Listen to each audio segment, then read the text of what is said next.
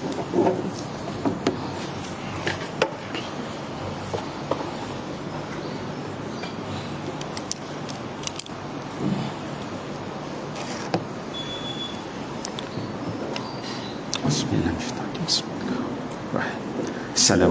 warahmatullahi wabarakatuh. Alhamdulillahi alamin, wassalatu wassalamu ala asyrafil anbiya wal mursalin wa ala alihi wa sahbihi ajma'in. Subhanaka la ilma lana illa ma 'allamtana innaka antal alimul hakim, wa la haula wa la quwwata illa billahil aliyil azim.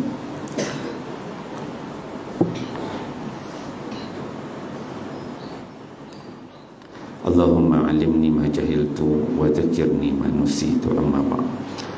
Yang dikasihi tuan-tuan imam, tuan-tuan Bilal, tuan-tuan Siap, pengurusi surau, ahli jawatan kuasa surau, para asatizah, para alim ulama, tuan-tuan guru, hadirin hadirat muslimin muslimat yang dikasihi Allah sekalian.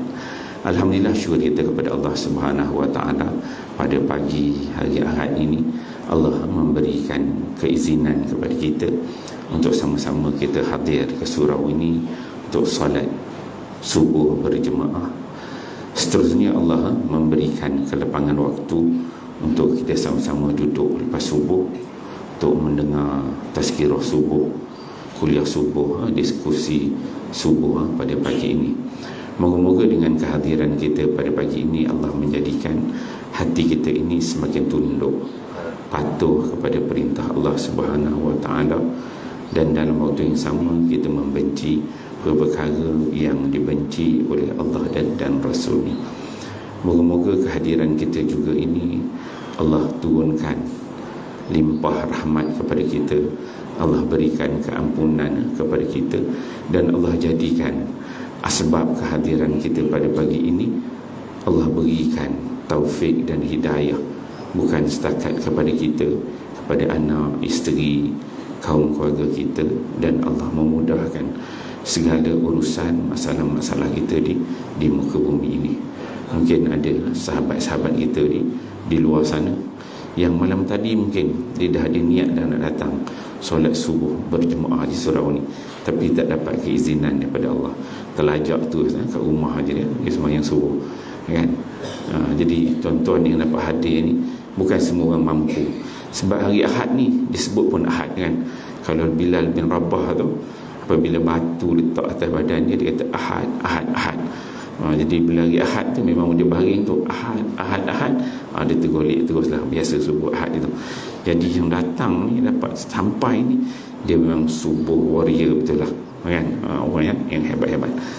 Jadi ya, muslimat hadiran yang dikasihi sekalian, pertamanya saya mengucapkan ribuan terima kasih kepada pihak surau yang sudi menjemput saya untuk hadir berkongsi, berdiskusi pada pagi ini di surau ini. Jadi mula saya perkenalkanlah, nama saya Siddiq bin Arifin.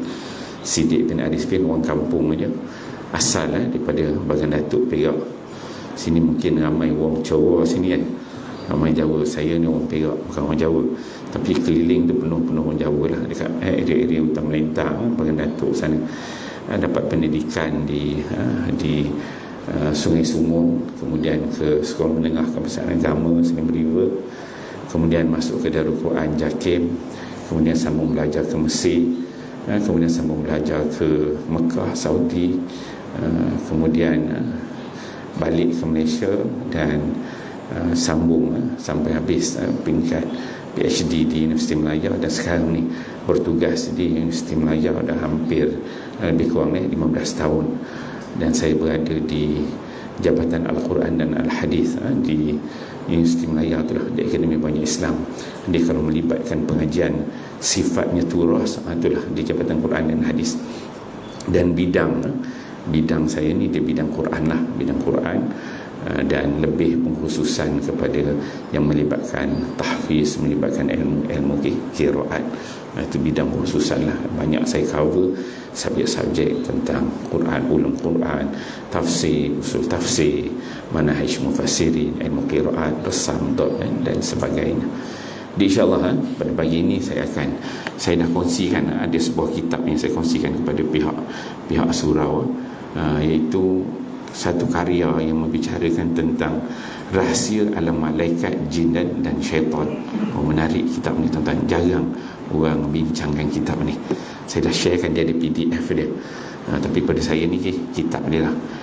Kitab ni kalau tuan-tuan minat nak beli, ada je kat Shopee, Lazada, ada lebih kurang dalam 40 ringgit. Tapi yang PDF saya kasih dah tu, boleh tengok PDF dia, tak payah keluar modal.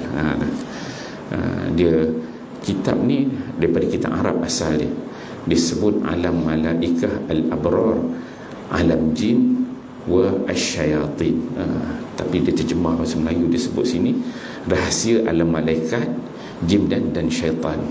Dia ni, kitab ni dia mengupas tentang alam malaikat, alam jin dan syaitan. Berdasarkan apa? Ini menariknya.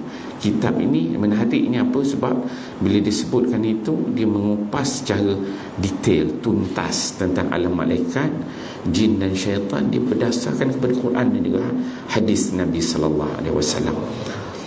Jadi kalau kita tengok di alam Melayu kita ni lah, banyak kitab-kitab yang membicarakan, ada yang berkait dengan jin, syaitan, tapi dia tidak berasaskan kepada Quran dan hadis. Sedangkan apabila kita nak berbicara tentang alam ghaib, alam sam'iyat yang boleh kita dengar, cerita tentang malaikat, jin, syaitan ni, semua benda kita tak nampak kan. Mana nampak? Kita manusia kita tak nampak.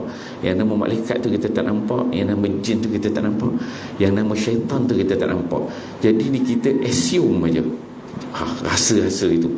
Tengok bila tutup lampu gelap je, hantu kan, kan bila tutup lampu gelap, hantu kan. Jalan sikit ni, bila lalu je, dia dalam diri tu dah rasa takut kan. Bawa kenderaan, tengok ada benda putih, jin, hantu kan.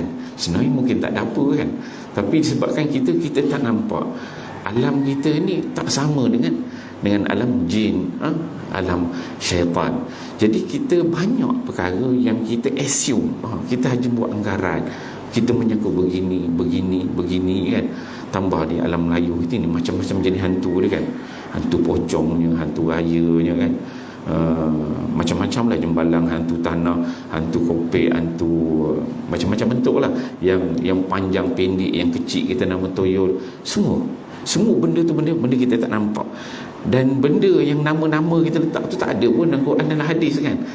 Cuma nama di alam Melayu. Kita nak tengok, maksudnya apabila kita membicarakan tentang rahsia alam malaikat, jin dan syaitan ini, dia tengok dari sudut sebenarnya, apa yang Allah nak bagi tahu, apa yang Nabi sallallahu alaihi wasallam sebut secara jelas, supaya kita ni tak menjangka-jangka, supaya kita ni tak berada di satu dunia alam yang alam yang terawang-awang, tak jejak ke tanah. Biar kita kenal betul makhluk-makhluk ini. Apa pentingnya kita kenal makhluk-makhluk ini? Sangat penting tuan-tuan, ya? Sebab kita duduk dekat muka bumi ni, bukan kita je. Kita duduk di sini, kita ada duduk bersama dengan malaikat, kita ada duduk bersama dengan jin, dan juga kita menumpang dekat bumi Allah ni dengan syaitan sekali. Kita duduk, contohnya tuan-tuan duduk kat rumah, ada bela ayam, ada bela ikan, mungkin ada lembu, ada kambing. Kita kena kenal binatang-binatang ni. Kalau kita ada bela lembu, kita kena tahu dia orang macam mana cara dia buang air, macam mana dia berak dekat mana kan, apa dia pusing, apa problem dia kan, kita nak dekat kena tanduk ke. Kalau kambing ni sekarang dia berak, dia tarik dia, macam mana kita nak settle. Ayam pula waktu dia berkokok bila. Tapi itu binatang yang kita nampak, makhluk yang kita nampak. Tapi yang namanya jin, syaitan, malaikat tu, dia malaikat ni satu, tapi malaikat ni jenis la ya'sunallaha ma'rahum, dia tidak melakukan maksiat kepada Allah. Jadi tak ada masalah. Masalah kita ialah lebih kepada jin dan juga syaitan, sebab ini adalah musuh kita. Ini musuh kita, sangat penting kita kenal. Kita ni tuan-tuan, kita ni hidup muka bumi ni, akhirnya kita akan mati. Dan bila kita mati, kita mengharapkan masuk syurga Allah Subhanahu Wa Taala. Tak ada orang tak nak masuk syurga Allah. Dan yang kita harap memang nak masuk syurga. Betul. Buatlah kita pun amal ibadat.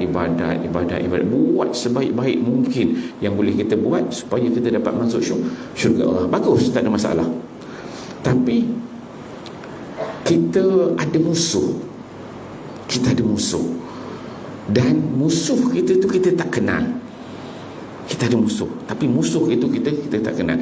Ibadat kita buat macam ibadat, solat subuh berjemaah, tahajud, qiyam malam, solat sunat, qabliyah, ba'diyah, kita semayang tahiyatul masjid, kita berdoa kepada Allah, kita infak duit dengan puasa, benda-benda baik semua kita buat. Tapi kita ada musuh, kita tidak mengenali musuh kita. Inilah jin dan syaitan sangat berbahaya. Dan betapa pentingnya kita mengenali musuh kita ini. Saya bagi satu contoh, tuan-tuan. Kalau orang, contohnya kalau orang main badminton, Datuk Lee Chong Wei lah kan. Contoh kalau kita main badminton, kita ni ada limit kebolehan, kemampuan kita. Kuat smash kita tu, betapa kuat kita smash kan. Macam mana kelajuan smash tu yang boleh diangkat oleh seteru kita, oleh orang kata yang kita lawan, musuh kita kan, dia boleh angkat tahap mana. Betapa pentingnya kita ni mengenali musuh kita. Kita mengenali taktik dia, apa yang dia guna, kelemahan dia di mana, musuh kita. Kita sangat penting. Maksudnya kita sebagai manusia, kita ada kelemahan. Nobody is perfect. Tak ada orang yang sempurna. Masing-masing ini kita ada kelebihan, ada kelemahan. Dan titik-titik kelemahan kita itu, di situ perlu kita perbaiki. Dan kita kena tahu musuh kita ni, kelemahan dia dekat mana. Kalau musuh kita, kalau kita main badminton, kita tahu bahawa kelemahan dia pada backhand kan kita tahu. Maksudnya kalau kita bagi dia bola backhand, dia tak boleh angkat. Betul, kita tahu kelemahan dia. Maka kita pun ada kelemahan. Jadi kita tahu ada peluang je kita hantar backhand, kita menang. Ada peluang je kita campak bola backhand, kita menang. Kita dapat kalahkan dia dengan kita campak bola ke backhand. Walaupun sebenarnya kita banyak kelemahan. Pentingnya tadi kita mengenali musuh, skill, taktik itu. Bagaimana cara kita nak mengalahkan musuh kita. Jangan musuh kita dapat mengalahkan kita aja, tapi kita kenal. Bila kita kenal, baru kita dapat kalahkan musuh kita. Dan kita berdepan dengan jin dan syaitan, satu makhluk Allah yang kita tak nampak. Tapi bagaimana kita nak mengalahkan dia? Tidak lain dan tidak bukan, kita kena kenal dia. Kenal dia melalui apa? Melalui hadis Nabi, melalui Al-Quran. Jadi kita ni tiap-tiap hari diuji. Ada syaitan ni, syaitan kerja dia memang mengganggu kita. Macam-macam nak bangun pagi, semayang subuh kan, bangun pagi ngantuk, nak tahajud pun malas, baca Quran pun malas, nak keluar duit sikit infak pun berkira kan, buat amal ibadat pun malas. Kita ni sentiasa ada je jin, syaitan yang mengganggu kita. Dia je ganggu kita. So kita kena tahu angle mana kelemahan dia, supaya kita boleh mengalahkan jin dan syaitan ini. Jadi bila kita kenal dia secara betul, secara tepat, barulah kita boleh dapat mengalahkan dia. Mungkin kita tak kuat mana, tapi kita dapat kalahkan dia. Contohnya kalau macam main badminton tu, kita ni memang orang kata memang kita tak boleh kalahkan Lee Chong Wei kan, Datuk Lee Chong Wei. Tapi disebabkan kita tahu kelemahan dia, kita duk attack kat situ, attack situ. Tiba-tiba tengok salah seorang jemaah surau Haji Nasrul dapat mengalahkan Datuk Lee Chong Wei, sebab dia tahu dekat mana titik kelemahan Datuk Lee Chong Wei kan. Memang rasa macam tak logik kan, tapi sebab apa? Tahu titik kelemahan tu. Begitu kita dengan makhluk yang nama jin dan syaitan. Dah lah, makhluk ni kita tak nampak, macam mana kita nak kalahkan dia? Kita kena kenali dia. Dan kita nak kenal dia, tidak lain dan tidak bukan, kita kena tengok berdasarkan Quran dan juga hadis Nabi sallallahu alaihi wasallam. Sebab makhluk ni adalah makhluk yang tak nampak, ghaibiat. Kita hanya boleh dengar, kita hanya tahu dia tu berada di alam yang ghaib. Okey, karya ni merupakan karya Profesor Dr. Umar Sulaiman Ashqar. Jadi kita ni kalau kita nak tengok, pagi ni kita sifatnya diskusi kitab lah, memperkenalkan kitab kepada tuan-tuan. Kita ni mana-mana kita nak belajar tuan-tuan, mana-mana masjid, surau ataupun tok guru kita nak panggil datang mengajar, kita kena pastikan dia mengajar apa kitab yang dia ajar kan. Kitab itu siapa penulis dia, betulkah sumber-sumber dia. Benda ni sangat penting supaya apabila kita belajar tu, kita mendapat guru yang betul, yang tepat, dan kita tak tergelincir dalam ilmu-ilmu yang kita pelajari. Jadi karya Profesor Datuk Umar Sulaiman Al-Asqar ni orang glamour. Banyak karya-karya dia. Dan kalau type aja nama dia ni, tapi kena type ikut Arab lah. Ikut Arab dia akan keluar dekat Wikipedia tu memang ada lah. Saya perkenalkan sikit.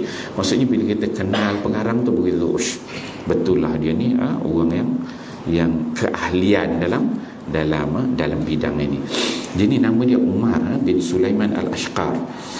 Dia ni lahir 1940. Lama dah, 1940 Masihi. Kemudian dia dah meninggal pada 10 Ogos 2012. Maksudnya dah lama dah. Ni 2023, dah 10 tahun lebih lah, 11-12 tahun dah dia meninggal. Dia katakan ini sebagai ahad ulama ahli sunnah wal jamaah, salah seorang ulama ahli sunnah wal jamaah lah. Dia ni bekas ustaz fi kuliah syariah fil Jamiah Urduniyah, sebagai seorang profesor di kuliah syariah, kuliah undang-undang lah, orang kata kuliah fiqh ni, dekat Jamiah Urdun, dekat University Jordan. Mungkin tuan-tuan ada yang belajar dekat Jordan. Kalau belah Jordan anak-anak kita yang belajar ni, kita sebut je Sulaiman Umar Al-Ashqar ni alim besar. Biasa kita dengar sini dekat macam Yusuf Qardawi kan, Allah yarhamkan Yusuf Qardawi. Dia tu lagi besar lah, ulama lagi besar. Ini kalau dalam konteks Jordan, nama ni adalah nama besar, Jordan. Okey, dia kata Jamiah Urdun dekat Amman, dan salah seorang ikhwan muslimin, orang yang banyak menyumbang kepada pergerakan Islam di Jordan. Dia ni mendapat pendidikan awal dekat dia ni asal saya baca Wulida 1940 dekat Qaryah Muhafazah Nablus, Palestin. Dia ni asal kampung dia bukan orang Jordan, asal dia dekat Nablus, dekat Palestin. Kita kalau di Palestin, Lebanon, Syria tu sanalah, belah-belah sana dulu asal dia Palestin, kemudian dia ambil kerakyatan Jordan lah, jadi orang Jordan, orang Palestin. Dia ni salah seorang ulama, disebutkan ulama usul fiqh, mutazawwij lahu min aulad, ada 5 orang anak yang besar. Kemudian 5 orang anak, ada seorang anak perempuan, 5 orang anak dia. Dia sudut pendidikan dia ni keluar daripada Palestin ketika mana berumur 13 tahun. Pergi ke mana? Dia kata ilal Madinatil Munawwarah. Dia pergi ke Madinah umur 13 tahun, dah keluar ke Madinah, pergi ke Madinah Al-Munawwarah, belajar dekat sana. Kemudian dia menyempurnakan dirasat thanawiyah, sempurnakan belajar di peringkat menengah secara umum di Madinah Al-Munawwarah. Kemudian dia menyempurnakan pengajiannya di Universiti Al-Imam dekat Riyadh. Wa hasala ala baccalaureus. Ini peringkat degree pertama. First degree dia dekat Jamiah Al-Imam dekat Riyadh. Dalam bidang apa? Bidang kuliah syariah, dan bidang syariah. Kemudian dia ni bertugas dekat sana, amin maktabah, jadi bekerja dekat library dekat sana. Kemudian selepas beberapa lama dia pergi ke Kuwait pula pada 1965. Kemudian dia berkhidmat dekat sana. Kemudian dia sambung pelajaran dia peringkat master dekat Jamiah Al-Azhar Mesir. Tuan-tuan ada anak-anak belajar kat Al-Azhar Mesir, so master dia buat dekat Jamiah Al-Azhar Mesir. Kemudian dia terus sambung lagi peringkat doktorah PhD dekat kuliah syariah juga dekat Mesir. Habis tahun 1980 dia grad. Kemudian dia buat kajian berkaitan dengan fiqh lah, secara umum gitu. Kemudian dia sambung, dia bertugas lah. Kemudian dia bertugas menjadi pensyarah dekat beberapa buah negara, dan akhirnya dia ni menjadi pensyarah di Jamiah Urdun di University Jordan. Jadi ambil kuliah, jadi profesor dekat sana kan. Itulah kehidupan dia lebih kurang. Jadi kalau kita tengok sekali lalu, orangnya dari sudut pendidikannya, ilmunya betul lah berdasarkan Quran dan juga sunnah Nabi sallallahu alaihi wasallam. Jadi tuan-tuan, kalau kita nak baca mana-mana buku, kita kena kenal dulu buku tu tentang apa, tuan-tuan belajar, kemudian penulis dia siapa. Jadi daripada penulis tu kita tahu sebenarnya apa yang nak dia bawa kefahaman. Okey, kita tengok sikit kitab ni, kita tengok isi kandungan ni. Dia nak cerita apa je tentang rahsia alam malaikat, jin dan juga syaitan. Ini dia asal dia kan, karya dia dalam bahasa Arab lah. Dia tulis dekat sini karya dia dalam bahasa Arab, kemudian dia terjemahkan. Bahasa dia ala Indonesia sikit lah. Okey, kita tengok isi kandungan dia. Dia ada dari sudut muka surat dia ada lebih kurang dalam 300 muka surat, lebih kurang 300 muka surat. Dia ada beberapa bab. Bab yang pertama dia menceritakan tentang sifat dan kemampuan malaikat. Apa dia malaikat ini? Sifat-sifat fizik dia. Bahan bagaimana malaikat itu diciptakan. Bila malaikat itu diciptakan, besar malaikat bagaimana? Jibril tu besar mana? Kemudian ada nama malaikat yang menanggung arasy Allah tu, bagaimana pula rupa dia. Kemudian ada malaikat jenis yang ada bersayap. Ada malaikat yang memiliki sayap disebutkan. Kemudian malaikat ni dia cantik dia tahap mana? Bagaimana cantik dia? Kita manusia ni tahu kita lah. Malaikat ni cantik dia macam mana? Kemudian dia kata, apakah ada keserupaan bentuk dan rupa antara malaikat dan manusia? Malaikat dengan orang ni dia ada similar tak rupa dia. Kadang-kadang tuan-tuan kita tengok orang Hindu kan, kadang-kadang dekat berhala-berhala tu dia buat macam binatang, kepala tu kepala orang kan. Dia ada cerita-cerita di sebalik dia tu, tapi kita tak percaya lah tu. Macam mana rupa malaikat tu, muka dia tu adakah macam muka kita? Itu dia katakan. Kemudian ukuran tubuh malaikat tu besar mana? Lepas tu malaikat tu dia ni lelaki ke perempuan ke tak ada jantina langsung? Kan? Malaikat tidak minum dan juga tidak makan. Malaikat ni sifat dia disebut dia tak pernah letih, tak pernah bosan, tak ada sifat pemalas macam manusia. Kemudian tempat tinggal malaikat. Malaikat ni tinggal dekat mana? Dia ada rumah dia. Jumlah bilangan malaikat ni berapa banyak semua? Nama-nama malaikat. Kemudian malaikat ni dia mau mati tak? Tu. Okey. Sifat-sifat malaikat itu mulia dan berbakti di atas sini. Malaikat ni dia satu makhluk Allah yang sifat dia pemalu. Dia pemalu malaikat ni. Apa di kemampuan malaikat? Dia punya kecepatan dia bergerak malaikat tu macam mana? Dia kata. Kemudian ilmu para malaikat. Malaikat ni dia banyak ilmu tak? Macam kita belajar kan, pergi sekolah, belajar sekolah rendah, ambil UPSR, ambil SPM. Malaikat ni dia belajar tak? Ada sekolah dia tak? Kan? Macam mana kan? Kan? Benda tu. Okey. Ada debat di kalangan para malaikat. Malaikat ni dia ada bergaduh tak? Antara malaikat. Macam kita ni manusia biasa bergaduh. Malaikat ni ada bergaduh tak? Okey. Okey. Kemudian dia masuk bab yang kedua, dia bincangkan tentang indahnya para malaikat. Dia kata kedudukan malaikat, beberapa contoh malaikat dari sudut tabiat dia, keindahan ibadah dia, ibadah para malaikat, bagaimana dia beribadat, dari sudut tasbih dia macam mana, dia sebut solat, malaikat ni ada solat macam mana, malaikat buat haji juga, macam mana malaikat buat haji, kan? Okey, menarik. Malaikat tu bila Allah SWT turunkan wahyu, dia jadi gentar, jadi takut. Tu ada sifat malaikat dia tu. Okey, itu bab 2. Bab yang ketiga dia kata dia nak tengok pula malaikat dan juga manusia. So pengarang dibawakan antara malaikat dengan manusia. Kenal dia malaikat, fizik dia macam mana, kemudian ibadat malaikat tu. Bab ketiga pengarang dibawa malaikat dengan manusia tu bagaimana. Dia kata malaikat dengan Adam, bagaimana dia punya kejadian, dia punya perbezaan, persamaan kisah dia. Malaikat bertanya tentang hikmah penciptaan manusia kepada Allah. Itu wa isqala rabbuka lil malaa'ikati, surah Baqarah itu. Malaikat sujud kepada Adam. Kan, bila arahan tu malaikat sujud kepada Adam. Malaikat membimbing Adam, sujud pada Adam. Kemudian malaikat menjadi pembimbing, tok guru kepada Nabi Adam alaihissalam. Kemudian malaikat yang memandikan Adam ketika mana Nabi Adam alaihissalam wafat, mati.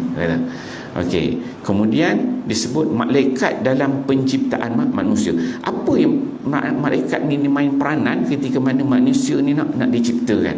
Malaikat tiupkan roh, semua ada spek-spek yang dikerjakan oleh malaikat. Malaikat dia jaga manusia, itu tugas dia. Malaikat menyampaikan wahyu kepada para nabi, para rasul, tu biasa kita dengar. Tidak semua orang yang didatangi malaikat adalah nabi atau rasul. Kata wahyu datang kepada Rasulullah. Ni cerita tentang wahyu lah. Wahyu datang kepada Allah, malaikat. Jibril tidak hanya bertugas menyampaikan wahyu. Jibril menjadi imam Nabi SAW pernah. Ni Jibril jadi imam kepada Nabi SAW. Jibril meruqyah Nabi. Nabi pernah sakit ketika Nabi pernah ketika Nabi sakit, datang Jibril dia meruqyah Nabi, bacakan doa kan kepada Nabi. Kemudian beberapa pekerjaan malaikat Jibril lain. Ada cerita tentang malaikat, nama dia malaikat Jibril. Aktiviti malaikat Jibril.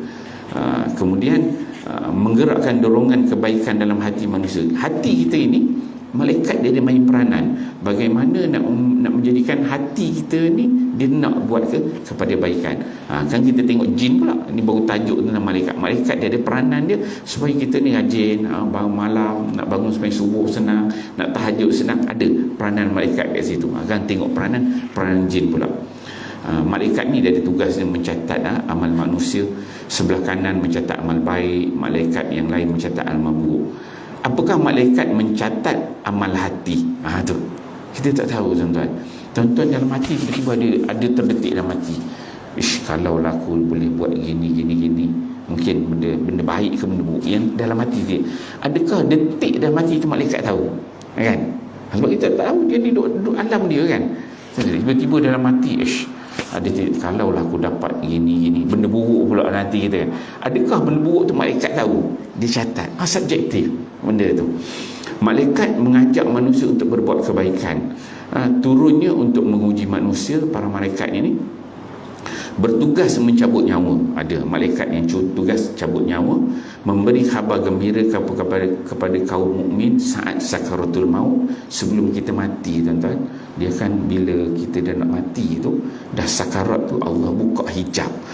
Time tu kita dah nampak dah malaikat-malaikat ni. Kan?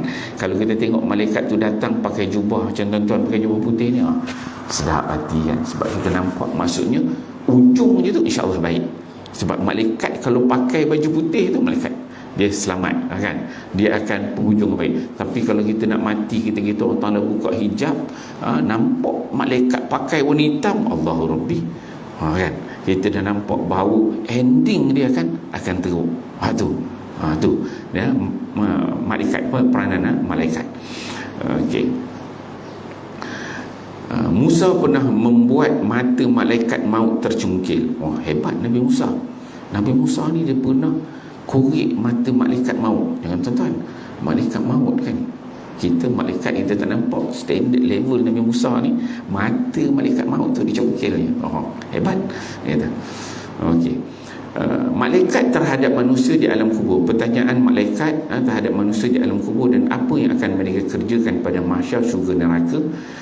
Malaikat dan orang beriman. Malaikat mencintai orang beriman, mendoakan, berselawat ke atas orang-orang yang beriman. So tugas-tugas malaikat yang lain dia mendoakan. Beberapa contoh amal dan pelakunya didoakan oleh para malaikat. So doa para malaikat untuk manusia bentuk macam mana? Mengajarkan kebaikan. Orang yang pergi ke masjid untuk solat didoakan oleh para malaikat. Orang yang sembahyang, yang solat di barisan saf yang pertama didoakan oleh para malaikat.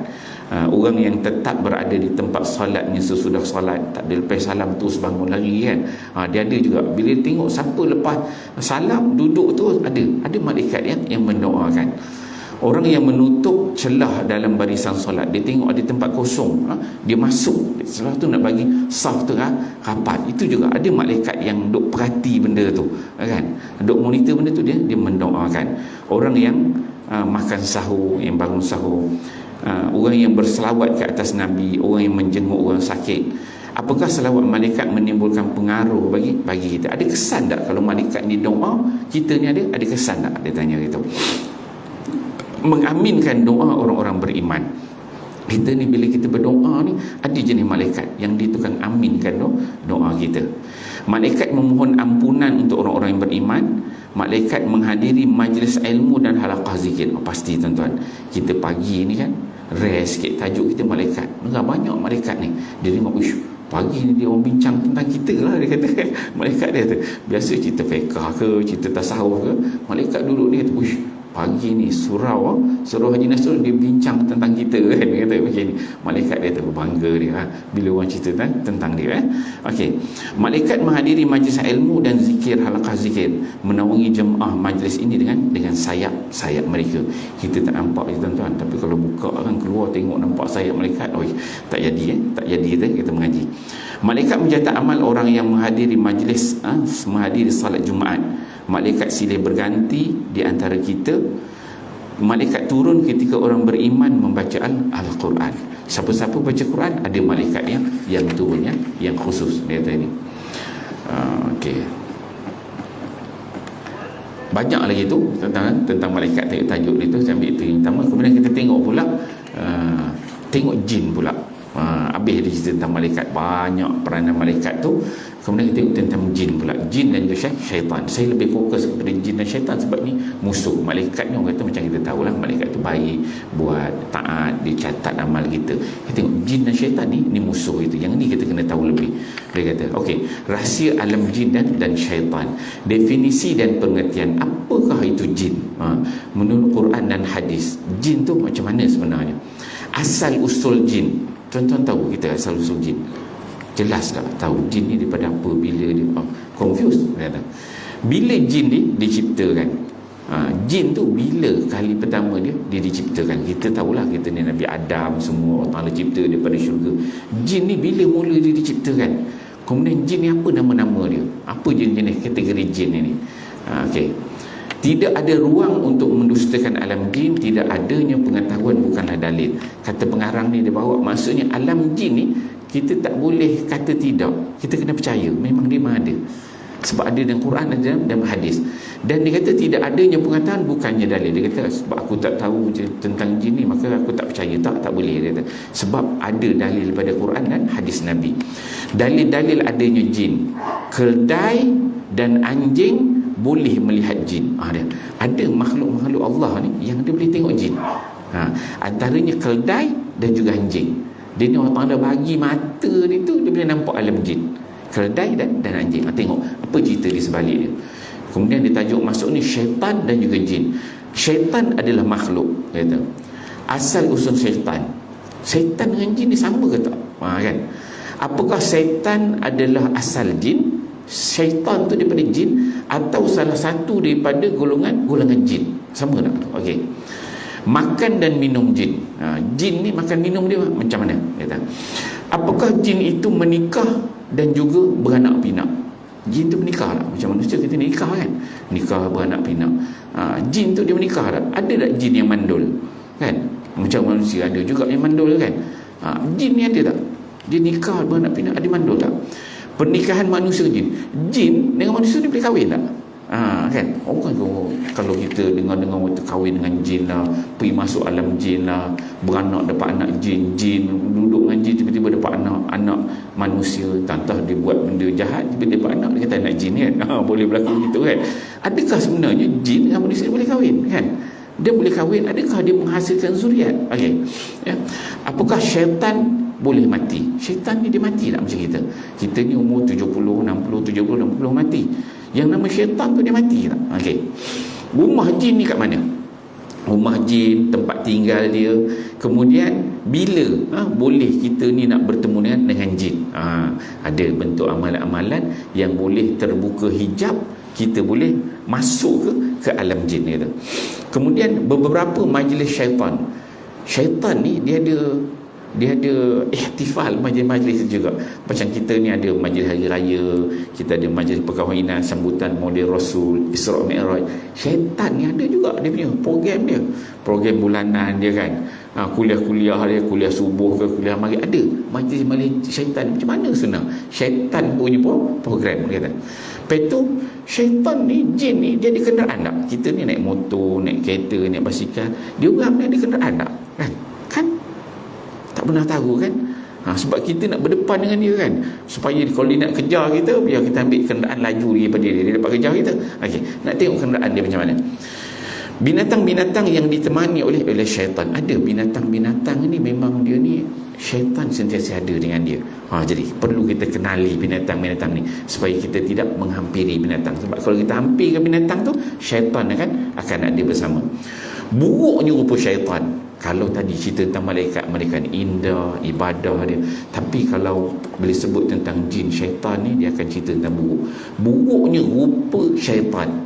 Kita ni manusia sana takwim, sebaik-baik kajian, tapi kalau namanya syaitan, dia memang rupa dia buruk sangat. Maka digambarkanlah sebagai hantu raya, pocong, pelesit, kan, penanggal kan, macam-macam. Itu di alam Melayu. Kalau pergi beli belah-belah orang putih ni, ada pula Dracula pula kan. Kalau belah Cina ni ada hantu lompat tempek dekat dahi, elok diam kan. Macam-macam style kan. Itu atas persepsi tempat yang berbeza, maka dia memberikan kefahaman yang berbeza. Dan jin syaitan ni dia duduk dengan kita sama-sama. Dia duduk dengar ni, alamak, dia kata dia orang bincang tentang aku, dia pula pagi ni kan kantoi dia kata kan. Okey, dia kata buruknya rupa syaitan. Syaitan itu memiliki 2 tanduk. Bayang, syaitan ni dia ada tanduk. Kita tak ada tanduk, tapi syaitan ada tanduk. Macam mana rupa tanduk dia? Panjang mana tanduk dia kan? Adakah tanduk dia macam tanduk kambing, tanduk lembu? Dia bincangkan. Kemampuan jin ni, kemampuan dia tahap mana? Dia boleh ganggu kita, pergerakan dia, kemampuan dia sebenarnya tahap mana? Kita tak nampak. Maka Quran dan hadis semua memberi penerangan. Mendahului manusia ke ruang angkasa. Jin ni dia lagi laju, dia gerak nak naik ke angkasa tu, dia mendahului manusia. Orang pergi pergi ke bulan, Apollo kan, naik roket kan, semua naik ke, dia lagi awal dia pergi, dia kata. Kemudian khurafat jahiliah. Ni biasanya inilah yang berlaku dalam masyarakat kita, manusia ni. Daripada zaman jahiliah ni dia berlaku khurafat jahiliah. Bila kita salah faham tentang nama jin syaitan itu yang menyembah, kita tak kenal kita takut gelap, hantu, dia kata tak ada apa, gelap aja kan, kan gitu manusia. Khurafat jahiliah, pengetahuan jin tentang perkembangan yang ada di muka bumi ini, dalam lautnya yang akan datang, apa-apa perkembangan di sudut sini, arsitektur dari sudut teknologi, apa sejauh mana jin ni dia tahu. Kita ada teknologi kan, macam-macam teknologi kita ada kan, dari sudut engineering, dari sudut yang lain-lain ni. Maka sejauh mana jin ni dia menguasai perkembangan ilmu itu. Kemampuan jin tu untuk menjelma. Jin ni dia boleh menjelma tak? Macam kita duduk ni kan, nampak ni manusia atau begitu. Ni manusia tu jin, malaikat, manusia jin, malaikat. Kita boleh tak jin ni menjelma? Kalau dia menjelma, sejauh mana dia boleh bertahan? Atau cerita tentang jin menjelma. Ular dekat rumah, ular ni juga dia ada unsur jin dalam ular. Apakah semua ular adalah jin atau hanya sebahagian aja? Sebab ular ni dia ada pengaruh jin. Syaitan itu mengalir dalam diri manusia mengikut aliran darah dalam pembuluhnya.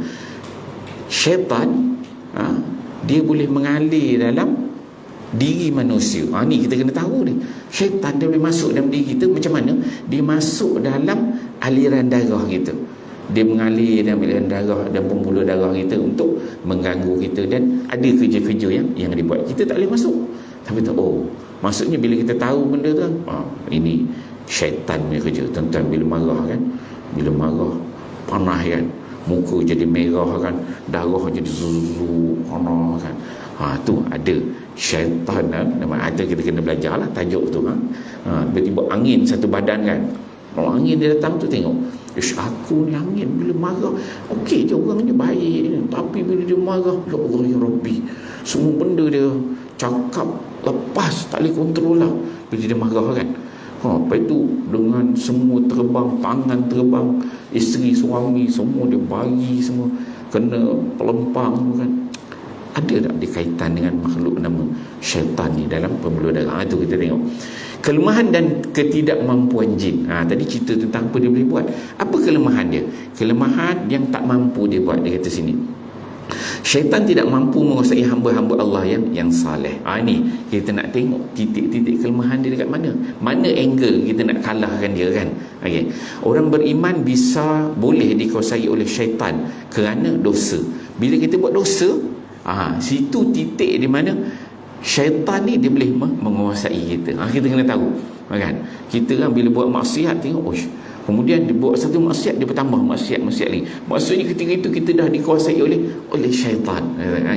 Syaitan itu takut dan lari menghindar daripada sebahagian hamba Allah. Ada syaitan ni takut kepada manusia walaupun dia tak nampak. Macam Umar Al-Khattab. Dan hadis dia sebut, Nabi dia kata, Umar tu kalau dia jalan dekat satu jalan, syaitan pun lari.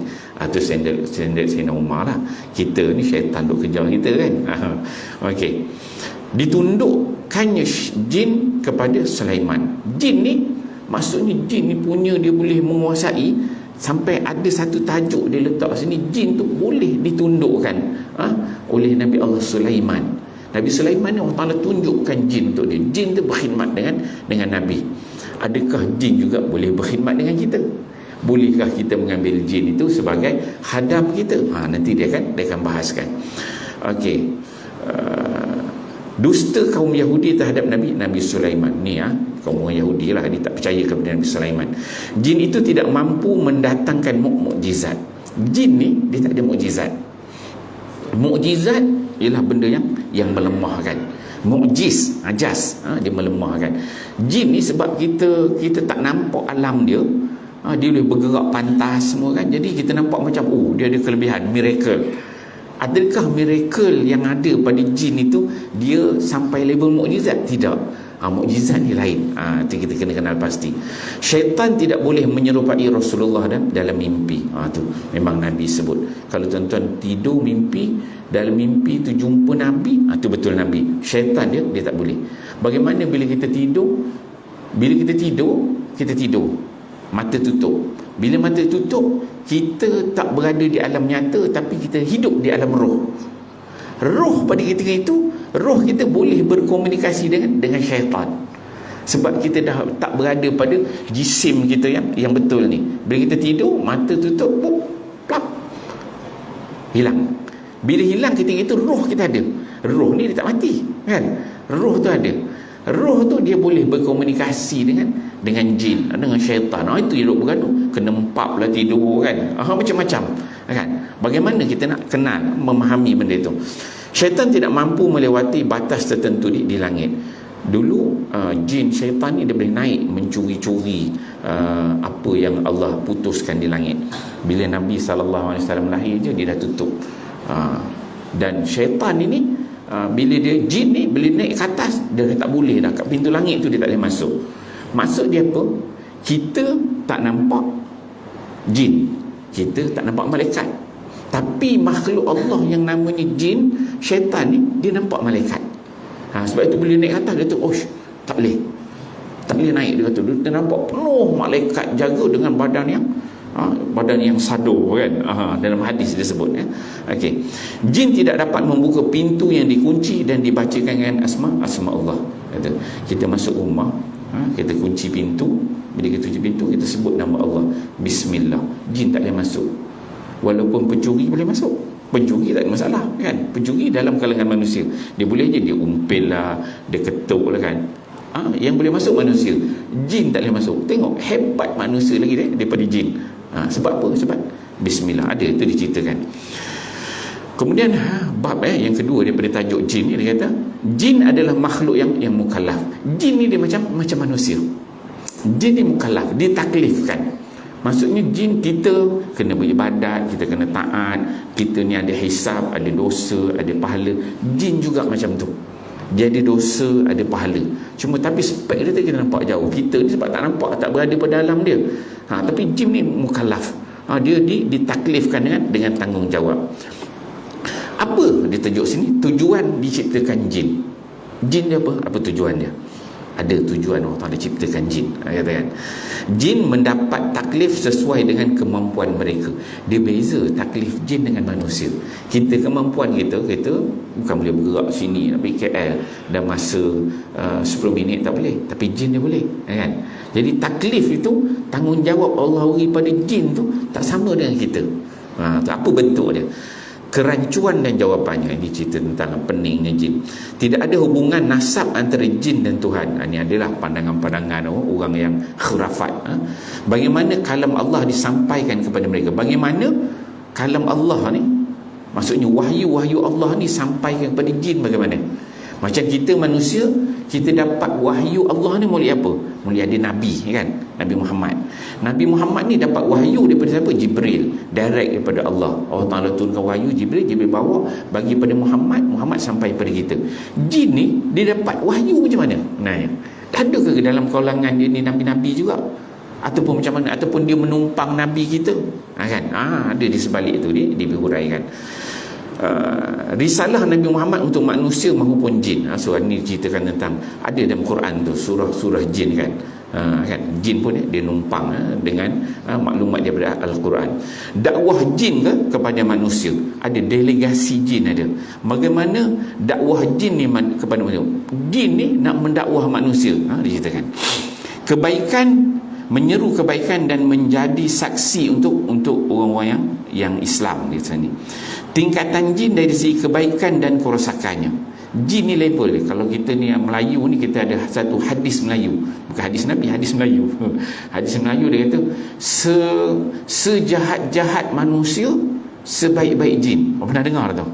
Kan? Itu hadis Melayu katanya. Bukan hadis Nabi, hadis Melayu. Tak ada sumber, saya pun tak tahu. Nanti kita tengok, dia bincangkan ini. Apa yang dia kata? Betulkah sejahat-jahat manusia sebaik-baik jin? Betul tak? Ada tak dia bincang? Daripada Quran, hadis, dia ada kata tak gitu? Kan? Okey, kemudian tabiat syaitan. Apakah syaitan masuk Islam? Syaitan ni boleh masuk Islam tak? Jin ni macam mana? Yang Islam dia banyak mana? Yang kafir dia banyak mana, kan? Apa kerangka dia gitu? Perseteruan antara manusia dan syaitan. Ni dimasuk tajuk bagaimana manusia ni duk bergaduh dengan syaitan. Latar belakang dan kerasnya gaduh di antara manusia dan juga syaitan. Peringatan Allah terhadap bahayanya syaitan. Allah Ta'ala sebut dalam Quran banyak. Syaitan tu jangan ambil dia sebagai kawan. Banyaklah, dia akan huraikan tu nanti. Tujuan syaitan ni apa dia? Syaitan ni Allah Ta'ala cipta dia untuk apa sebenarnya? Ada tujuan jangka panjang, ada tujuan jangka pendek. Ada Allah Ta'alanya plan untuk syaitan ni. Jadi kita kena faham. Bila kita faham tu, ini punya Allah Ta'ala plan cipta syaitan ni untuk long term, short term punya target, objektif Allah tu. Setiap penentangan terhadap Allah berarti taat kepada syaitan. Kalau apa-apa yang kita tentang Allah, maksudnya kita akan taat kepada syaitan. Menyakiti secara fizik maupun psikologi. Syaitan ini dia boleh sakitkan kita secara fizikal tak? Datang syaitan ni, dia ambil pisau, potong, kan? Boleh tak dia buat tu syaitan? Dia ada kemampuan tak? Kan? Dia ambil cawan ni campak ke, ambil air curah ke, ambil batu campak, dia boleh buat ke syaitan? Okey, secara fizik ataupun secara psikologi dalaman. Apa sejauh mana kemampuan dia itu? Penggerak perang, dalam perang ada syaitan dia main peranan dalam perang. Kemudian bala tentera iblis. Nanti dia akan kuat kategori lah, syaitan ni apa, iblis ni apa. Apa bala tentera dia macam mana? Tentera dia. Bala tentera iblis dari golongan jin. Iblis ni satu puak, kemudian bala tentera dia dari golongan jin. Kita kenal dulu iblis tu geng mana, dia masuk jin ke tidak, kemudian bagaimana bala tentera dia. Setiap manusia memiliki pendamping yang selalu menyertainya. Okey, teman-teman syaitan dari golongan manusia. Ada syaitan ni, manusia ni yang berkawan dengan syaitan. Tipu daya dan pengkhianatan syaitan terhadap teman-temannya. Syaitan mengerahkan teman-temannya untuk melayani dirinya dan memerangi kaum mukminin, dia kata. Cara syaitan menyesatkan manusia. Ni penting ni. Bagaimana syaitan ni boleh menyesatkan kita? Dia punya cara skill dia tu, kan. Bila kita tahu tu, barulah kita boleh elak nak mengenali musuh kita. Bagaimana syaitan ni dia masuk dalam hati kita. Syaitan ni dia jenis alam dia boleh masuk dalam darah. Dia ni boleh memasuki hati manusia. Bagaimana cara dia masuk dan apa dia buat bila dia masuk dalam hati kita. Okey. Kemudian bab yang keempat dia kata ni, tajuk ni penjelmaan syaitan. Dia kata mereka yang dibantu oleh syaitan akan dekat dengan maksiat. Dia kata rijal, ada tuan-tuan pernah dengar rijalul ghaib, pernah dengar ke? Mungkin kalau orang dia baca kitab mujarrabat ada rijalul ghaib kan. Ni kita bincangkan siapa dia yang dikatakan rijalul ghaib tu, apa kaitan dia dengan makhluk. Sebab ni semua jenis makhluk-makhluk halus. Hukum menjadikan jin sebagai khadam. Baru saya sebut tadi, apa hukum kita ambil jin ni jadi khadam kita. Tuan-tuan ada rumah kan, biasa orang dulu lah, orang dulu dia ada kebun kan, kebun tanam pokok durian ke, tanam padi kan. Tak nak binatang-binatang orang mencuri rompak, dia duduk kat rumah, tapi dia ada khadam dia tu. Orang datang nak pergi mencuri dekat kebun durian, dia pergi pagi nampak dia ada duduk batu pergi tengah hari ada, pergi petang ada, pergi malam ada, pergi 3-4 pagi pun dia duduk je dekat bangsal. Biar betul orang ke ataupun hantu raya kan. Ni jadi khadam. Apa hukum dia? Hukum kita ambil makhluk ni jadi khadam kita. Jangan zaman sekarang ni orang tak ambil dah khadam kan. Mungkin ada, wallahu alam. Dia kata mendatangkan arwah, mendatangkan roh. Dia kata menggunakan jin dan syaitan. Jin dan syaitan ni untuk panggil roh. Betul ke roh tu roh manusia? Atau sebenarnya dipanggil, orang kata boleh panggil roh balik. Roh ni kita tak nampak, bukan alam kita. Jadi roh tu adakah betul-betul roh makhluk manusia ataupun roh tu sebenarnya jin syaitan? Dia katakan mendatangkan roh, mendatangkan arwah adalah klaim klasik. Dia kata orang dululah punya style. Dia kata mendatangkan roh, panggil roh balik. Betulkah roh itu balik kan? Macam-macam lah isu dia sebaliknya. Roh malam Jumaat, roh hari Jumaat, dia kata pengalaman kontemporari ini, pengalaman pengarang lah, dia cerita pengalaman dia dengan alam roh. Bahaya di balik propaganda itu menghadirkan roh. Apakah mungkin, betulkah boleh menghadirkan roh itu?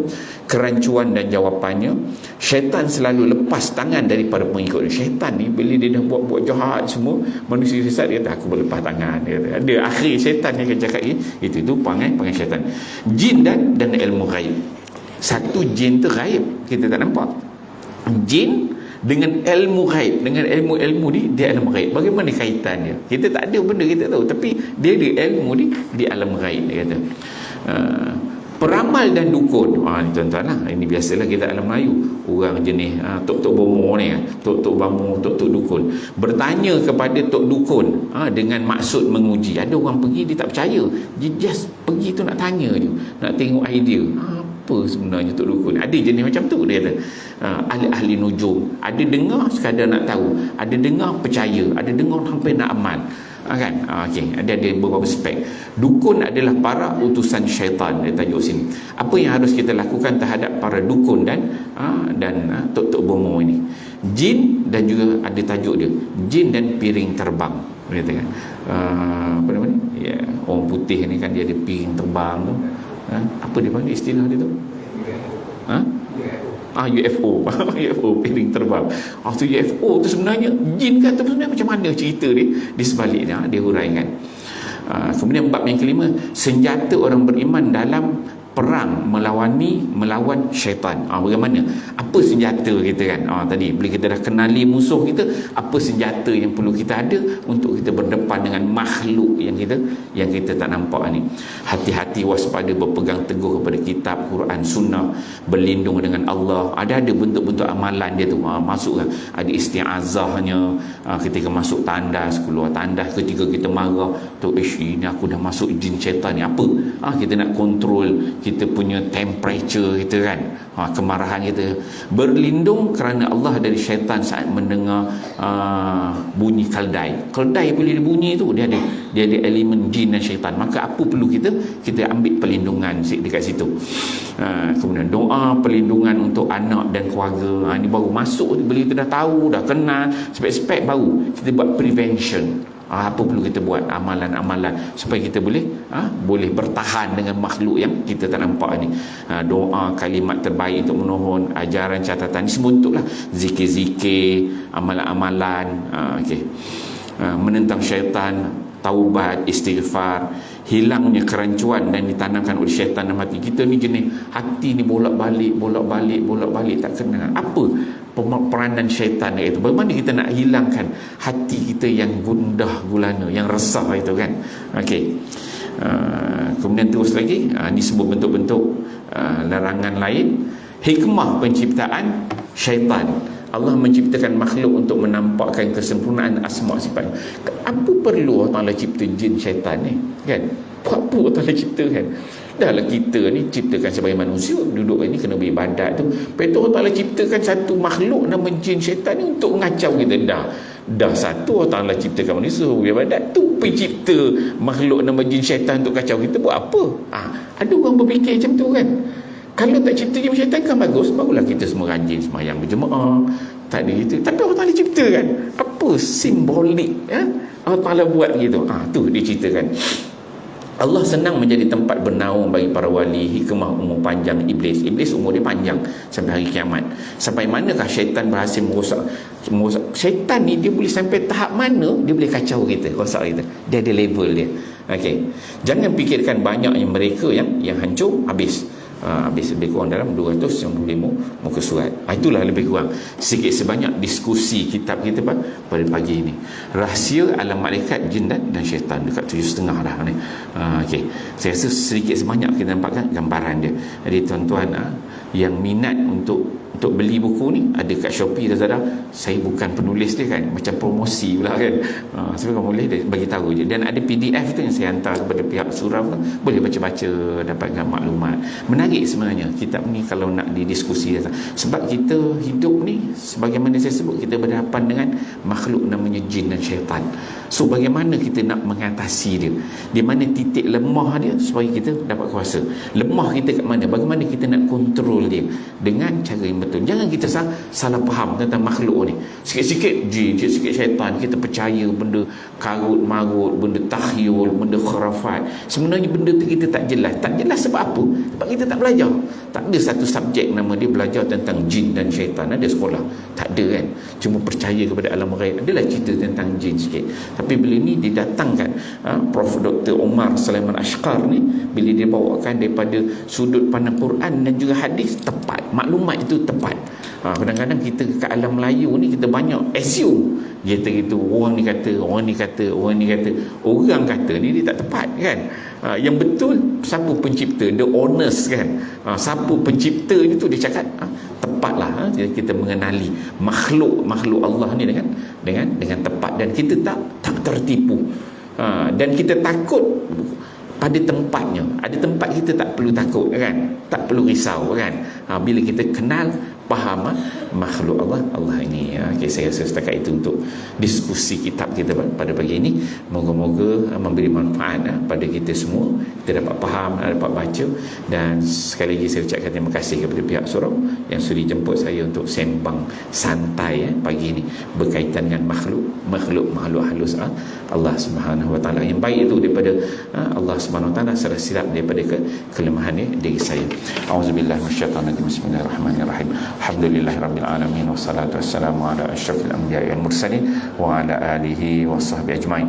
Allahumma ja'al jam'ana hadza jam'an marhuma wa tafarruqana min ba'dihi tafarruqan ma'suma wa la taj'al lahum fina wa la ma'ana wa la may yattabi'una syaqiyya wa la matruda wa la mahruma bi rahmatika ya arhamar rahimin. Rabbana atina fid dunya hasanah wa fil akhirati hasanah wa qina adzabannar. Wa sallallahu ala sayyidina Muhammad wa ala alihi wasallam. Alhamdulillahirabbil alamin. Assalamualaikum warahmatullahi wabarakatuh.